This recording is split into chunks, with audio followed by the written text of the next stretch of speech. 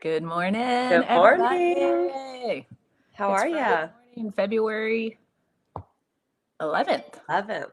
and our second Coffee and Convos. Yes, We got yes. some really great feedback last month, Yeah. and overwhelmingly, this topic of kids and how do I get my kids to eat right, whatever eating right is, uh, was such a big one, wasn't it, Emily?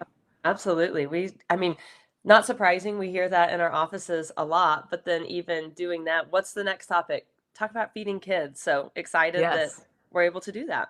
We do this all day long in our individual sessions. So, Absolutely. um, well, I would love to start with kind of sharing, like, obviously we're pediatric dietitians, but we're also mamas, right? Mm-hmm. Yep, that's Um, right. and different stages in life, right? Yes. You We'll you've start with, graduated through a yeah, lot of what I'm currently going through. yes. Well, many years ago, a lot of people may not know this. I was called the mommy dietitian. That was my moniker. And all of those years of talking about my kids and, starting in the profession as a pediatric dietitian, knowing all the things we learned in school, and then having to put it into practice in your real life, Absolutely. mom dietitians really do have a unique position because you can see both sides of it. It's, you I think know, so. That's one of the hardest, and I tell parents this all the time. It's hard because you can kind of see the textbook side of it, and then you start doing it in real life, and it's like, oh wait, there's things you have to kind of adapt and learn and do, and just yeah, being flexible with your kids, but also taking the information that you know and implementing it. exactly. Exactly. It's one thing to know it, another time, like our heartstrings tug when it comes to like I always tell my moms, it's like our number one goal is to nourish our child. So Absolutely. when things don't seem to be going well, like how we respond to it is really key to either helping or not helping. That's right. um, I just wanted to just invite everybody to chime in. I'd love for everybody to kind of tell me where you are, if you're on, where you're tuning in from. Hmm. We'd love to hear any type of questions that you might have about child feeding. Put them in the comment section, and we will address those. Absolutely. And love to hear this. This really is supposed to be a time to connect with our community. I Absolutely. really want that. We spend so much time in the office, and we really just want to see what the vibe is out there and what people need to know because we're always developing content. We have many dietitians in Texas and so passionate about what we do. Hmm. And we want to create content that really helps people. Absolutely. And specifically for this topic of, raising confident eaters, that is such a big statement. So I wanted to, tuning in from Lubbock. Hi, Samantha. Hi. So can you talk about kind of like where you are in your Yeah, stage of motherhood? sure. So I think I'm in the thick of it right now is Yeah. maybe how the best to describe it. So I have three little boys, 7, almost 8, 5, and a 3-year-old who will be 4 pretty soon. So time goes by really fast. We are a house full of boys. We definitely implement feeding around here. It seems like everybody is always hungry or always needing something. And so just kind of navigating that as they're growing, and 2 of them are in school. And so what that looks like with school and at home and all of that. So that's a little bit about my parenting journey where I'm at right now. Well, you just did the Takeover Tuesday a few weeks ago. So if anybody Yes. didn't haven't hasn't been following our fun Takeover Tuesdays, we're inviting our staff, not just dietitians, but our front desk staff to kind of just take over our Instagram and Facebook stories for a Tuesday. And they're all saved in our Instagram. Yep. I think we put it as TT, so Mhm. Takeover Tuesday, so that you can watch them back. But I loved watching you. Like your day was crazy that day. Like, I mean, It was you were like busy with, juggling, like yeah. virtual It's like with sessions. any life though, some days are busier than others. And so feeding is sometimes a big part of that, right? Like I've got to get my kids from one place to the next. How do we balance this? How do we keep everybody going? And it's real life. So I think, Yeah. again, like you said earlier, that's what helps us when we're working with these families is we're living it too. We're in the thick of it with them. And so just kind of solidarity a little bit of we understand and we get what's going on and we want to help and make a way for you and your family, because if that part is a challenge in the midst of regular life being a challenge, that's Mm-hmm. really hard. Yeah, it is. Well, Tell us how are about your, you. Where are you at with your parenting journey? You're about to well, even cross over into a next phase of I parenting. am. I am. My kids now are 14 and 17. And on my mommy dietitian blog, I used to talk about the big differences between my two uniquely made children. You know, I happen to have one girl and one boy. The girl is older, Hannah, and then my son Evan is 14. Um, but so there, I mean, there might be some gender differences, but certainly personality differences. Hannah was the textbook child that we learned about in school. Yes. You expose them to the food and they They will will, respond. they will respond accordingly. And I was like, look, see guys, it works, you know? And then God blessed us with Evan, 35 weeker, 5 weeks early. And he had tons of feeding challenges from the beginning as a baby.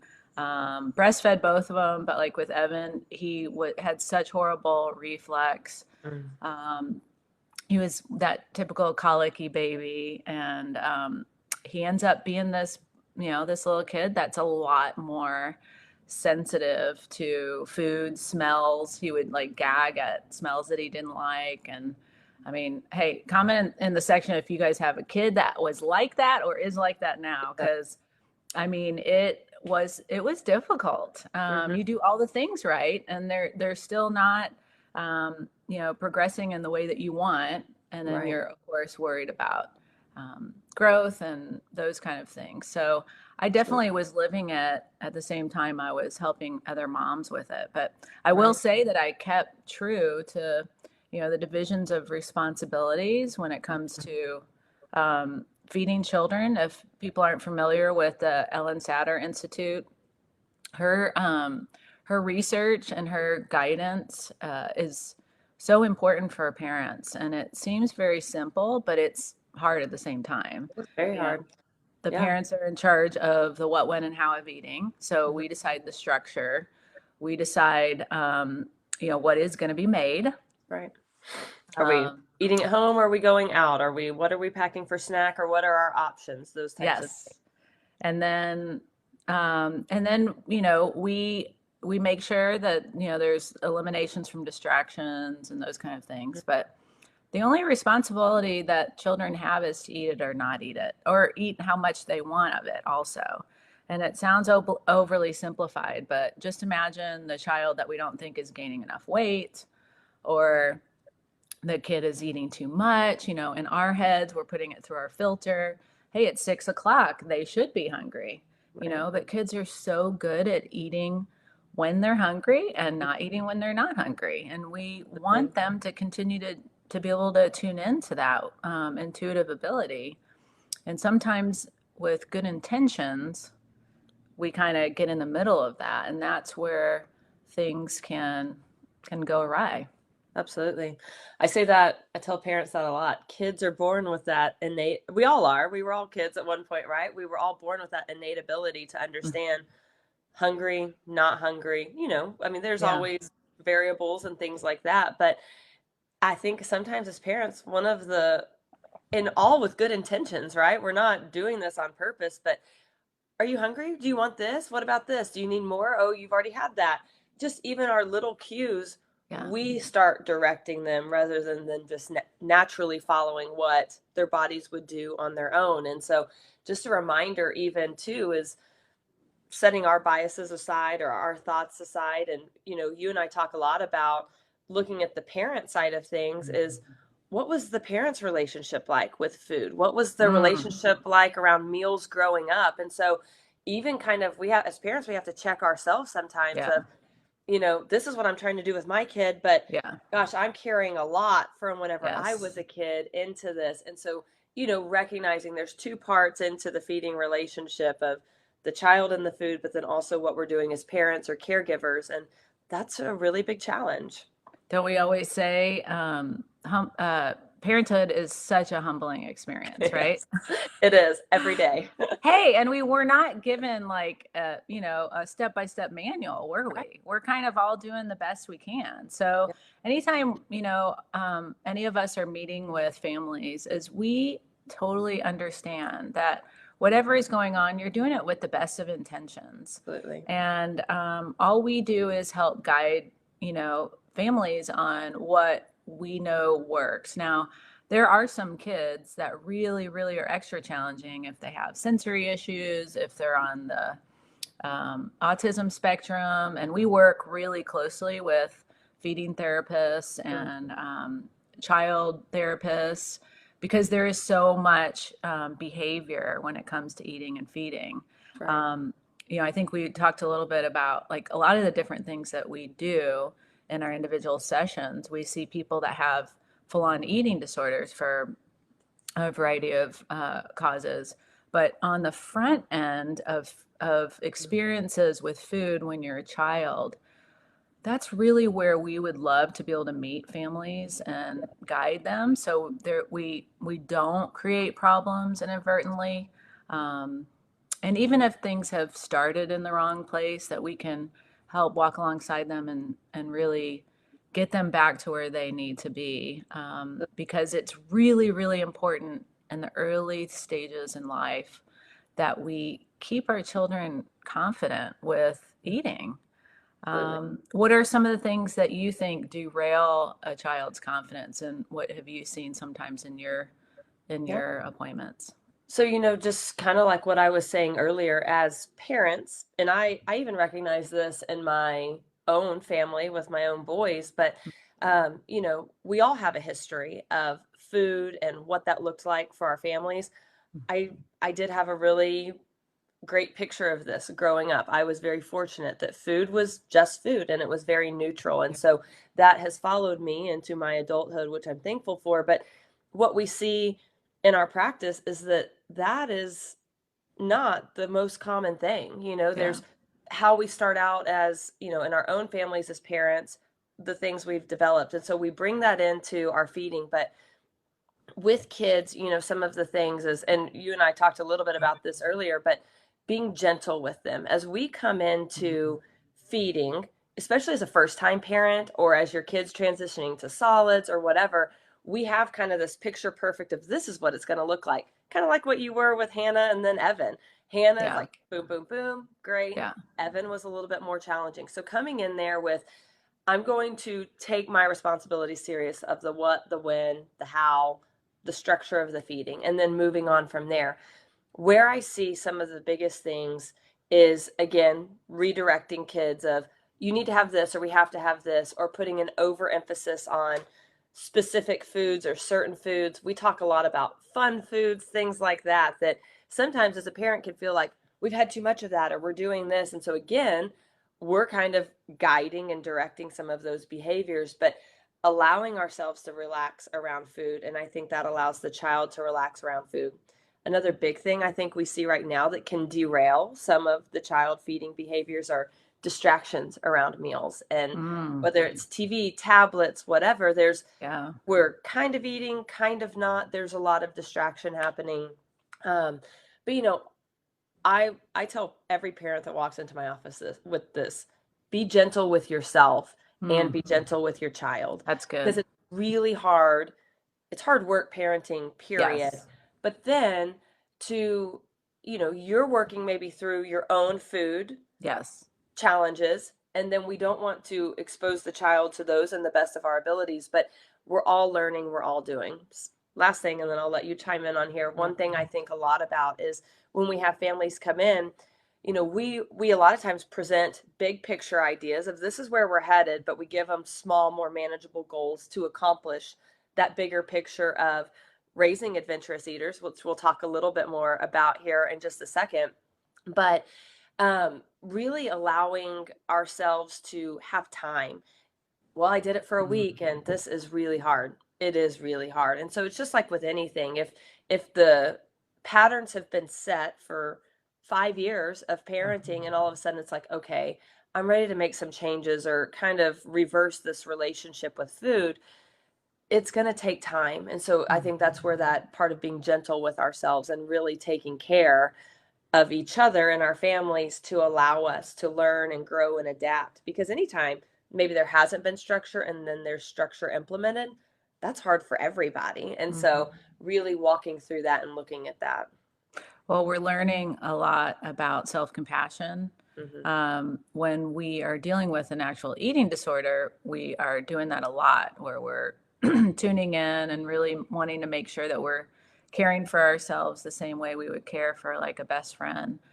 As parents, we need to do this because if you're having a challenging moment or thing, time feeding your child, um, then you're also going to be like really hard on yourself when you react the wrong way, and then it starts becoming this cycle Yep. of tenseness that is not helpful. Hmm. So, and we find that if we can be more self-compassionate to ourselves, it'll also emanate out and give ourselves that ability to give patience to our kids.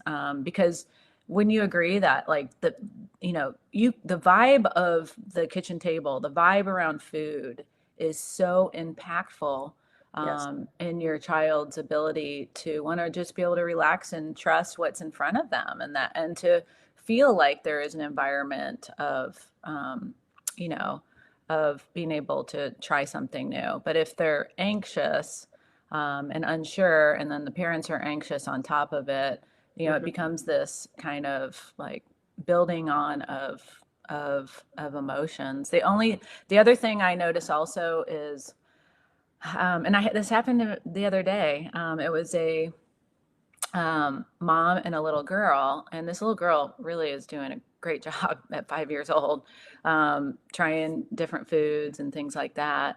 And we got to the dinner, like, so what do you give her at dinner time, blah blah. And she's like, she said she was doing like, protein and veggies, and she goes, and I do give her carbs, but I really don't want to. I don't eat carbs myself, but I give her the carbs, Mm. and she's sitting there as we're Yeah, talking about this. And so there's all these things that you don't even realize you're saying, absolutely. that And you don't those even things are realize what, you're saying. those totally impact the feeding behaviors of, well, I'm going to eat this, but wait, why isn't mom doing this? Or why Why isn't isn't mom dad eating doing this? Is, this? is this Yeah, not a safe food? right. I Maybe I still, shouldn't. I quote this all the time. Like Hannah coming home from kindergarten or first grade, Mhm. and she goes, Mom, I told my friends that you were a dietitian. Uh, she wasn't getting, still working on the verbiage. She goes, and my friend said that calories are a bad thing. Is that true? And I am not kidding you. This was like first grade maybe, and it is literally what they're getting Yeah, from the beginning, stripping their confidence with eating. I sit there and I think about when I was young. I didn't even know what a carb was. I was right. like, I just ate food. I And just we need wanted to it get all. back to that. Like kids Yeah, at 5 years old don't really need to know what a carb is, honestly. They right. just they just need to eat. And you don't even need to talk about it as much. Like be careful with the good food, bad food thing. This is good for you, this is bad for you. Um, just provide the food that you want to give them. Give them a variety of food. And it's really living out healthy balanced behaviors is the biggest thing, Hmm. um, and talking less about it. What do you think? I agree. And I was going to say something of how, if you've ever been in Lamont Nutrition, this is how we structure we call it building our plate, but also that I think this totally ties into just general conversation for maybe those that don't work with us of things they can try at home is challenging at home when we're building our plates for our kids or helping them build, looking for three or more components on a plate. So, looking for a protein source, a veggie source, a fruit source, a carb source, whatever it might be, there's all kinds of things, but getting in at least 3 food groups at a meal, that is an easy place to start for creating structure and variety. And then Yeah. leaving them alone. I've created this meal, eat what you will. And I'll use my kids as an example. Hmm. My oldest son is a protein lover. Any type of meat, that is what he wants. He could leave the rest of it alone. My middle child doesn't really care for meat much. And so watching how they eat and interact with the different foods on their plates, I think that's hard as a parent because you, even as a dietitian, I want them to eat all the things, but resting in the fact that they can eat a variety and they're going to get what their little bodies need if I'll just stay kind of out of the way. And then Hmm. the second part would be the same thing with snacks. Um, having at least 2 components and being sure we have in a wide variety. That makes it easy for us to create new structure and a place to start. I've done my part and I'm stepping away. And I Yeah. think that that is a lot easier said than done. And I'll say Yes, it that is. firsthand as a parent. But that is, Heartstrings. yeah, absolutely. I totally empathize. But learning that and practicing that for ourselves and also for our kids can really create a lot of freedom around the table to where dinners or other meal times are not dreaded, but just a little bit more relaxed and able to approach it all with a better mindset. I love it. And Samantha put the Ellen Satter Institute Yeah. link. Thank you, Samantha. That is such a good resource for families. Speaking of good resources, we have a resources page on our Lamont Nutrition website, some of the books we like on child feeding.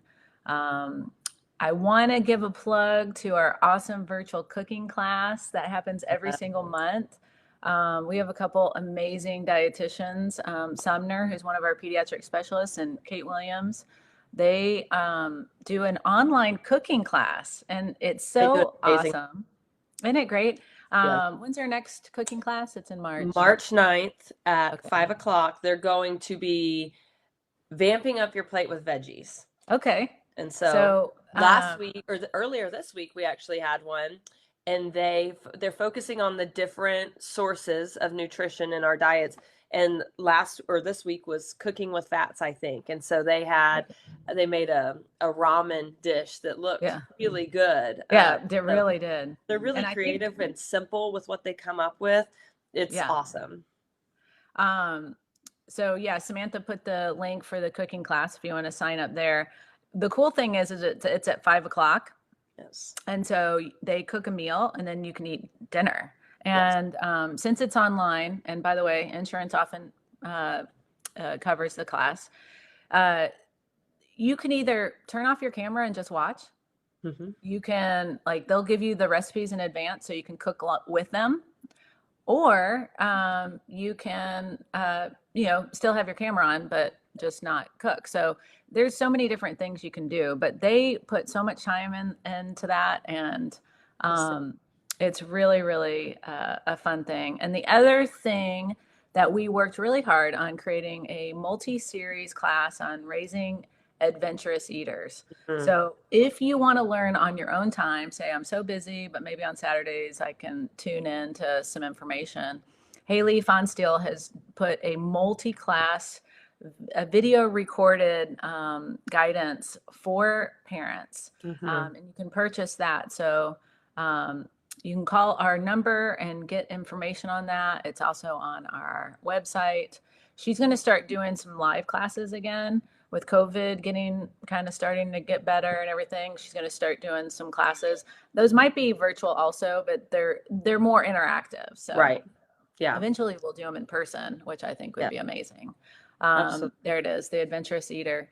But that's a really, really good one because it really goes through a lot more of what we're talking about here today because we only have Absolutely. 30 minutes. But I really want to make sure that everybody feels like they're being supported by us. We feel so passionate about family nutrition and raising people confident from the beginning. So preventing eating disorders, preventing the need for a child to feel like they need to go on a diet. We Absolutely. really can do this, guys. It really is something we have to talk about. You're totally supported here Mm-hmm. by mom dietitians, dietitians that we don't judge. We're all doing the best we can. Absolutely. Um, what else do you have? We have 5 minutes left. If somebody wants to ask us some questions, Yeah, would obviously love we're to. not giving individual advice. We can give, just general advice. But even after this airs, we are going to be checking the comments. So Absolutely. please let us know the content that you want us to provide here so we can Absolutely. support your One family. thing I would say, if you're just, and I'll just even talk about some of the ways that I've made cooking easier or a little bit more, just practical, I guess, for my family would be a great word, is so finding things that I think sometimes when we think, oh, I'm going to start doing this, we go and look up all these recipes that aren't really natural to what our family does day to day. Mm, It's not really in yeah.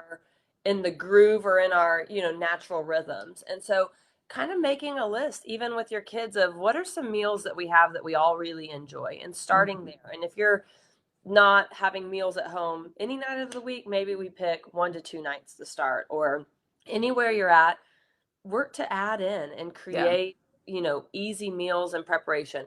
On our blog that we all do, we write articles and you hear from all different dietitians, but the whole premise and even of the cooking class is simple, tasty health. So Mhm. we want it to be fast, on the table quick, so you can get on to the next thing, whether it be a basketball game, piano lessons, whatever it is. We want you to get on to the next thing, redefining fast food, like you say a lot, Mhm. Angela. And then the other thing is just another resource, and I'm not sure it's on our resource page, but there is a cookbook called the 6 o'clock Scramble Oh that yeah. you and I have used for Years. years. Yeah. I mean, really for so long. And it's the same idea, that simple, Yeah. tasty health. 6 o'clock scramble. Everybody's scrambling, and we've got to get a meal on the table. I'm And going to so give a getting plug it on. of a review is about to get Yes. published. The 5 ingredient cookbook, Kristen Williams, shout out. I am going to be doing a review, but spoiler alert, I love these recipes. I said that there's a lot of times that these quick, fast, easy recipes um, are not tasty, but this one is. I love their soy marinated flank steak, so it's my favorite one we've made so far. Hey. But the other one other tip I want to make sure that I say with kids in general are are a little choosy or picky. Like it's just different ranges of it. Some are really picky, some are like, ugh. The best thing you can do is deconstruct your meals. A lot of times we're putting everything together for them, and that's a little bit too suspect for a lot of kids. So, like buffets, I love buffet style. Even like if you're doing spaghetti and meat sauce, like have it all deconstructed. Yep. Let them choose how they want to put it together. We do Taco Tuesdays here all the time. We love our Mexican food, and I mean, Evan's that way to this day at 14 years old. He doesn't do tacos. He does little bowls though, and that's okay. Yeah, We keep the absolutely. meat. We have the different, chips or like, and then like all the veggies and fruits are all separated, and you put what you want on your plate. That is one of the best things that you can do for the kids. That way you Absolutely. don't feel like you have to make a separate meal. Like there's always going to be one or two things that they'll eat. It might not look exactly like your plate. That's right. That's okay. And that's okay. That is okay. That's right. We are right up against the 9:30 time frame. Guys, we need a topic for next month. We haven't chosen it yet. That's right. So please tell us what you want us to talk about. We may even have some guests on. Like if it's a really good topic and we have somebody in mind, we can invite a subject expert. I don't want us to always be in the talking heads, but please Right. let us know what you would like for us to talk about on Coffee and Convos, the Yeah. second Friday of Second every Friday. month we're doing. Yes. All Yes. right. It'll be fun. So, in like Angela said, we'll be checking the comments even after we're Yep, live. And so, if you have a topic that you'd like for us to discuss, we have a whole month to look and see what that's we're going to right. talk That's about. right. So, be sure you send it over. Awesome. Well, Emily, I hope you have a fabulous weekend there in Rule. Who are you rooting against this Sunday? Oh, I don't know. I don't really have a pick because two teams that I kind of like are out. So I whoever know. wins, I'm I'll be. reading for the commercials. I know the commercials. I as a longtime Cowboys fan. I think Me it's too. always a slow, painful Super Bowl to watch because it's We were just the so way it goes. close. I know. And then having lived in Lubbock prior to moving here, I think naturally am a fan of the Chiefs with Patrick Mahomes because he was Ah, at Tech, and so I have no other connection other than that, but just kind of fun. You feel like both of yeah. them around. So we'll root for whoever. Good commercials. It'll be fun. It'll be fun. Everybody enjoy all the food. Yep, that's right. All right. All All right, right. Natalie. Have a great weekend. Everybody, talk to you Talk to you later. Have a soon. great weekend.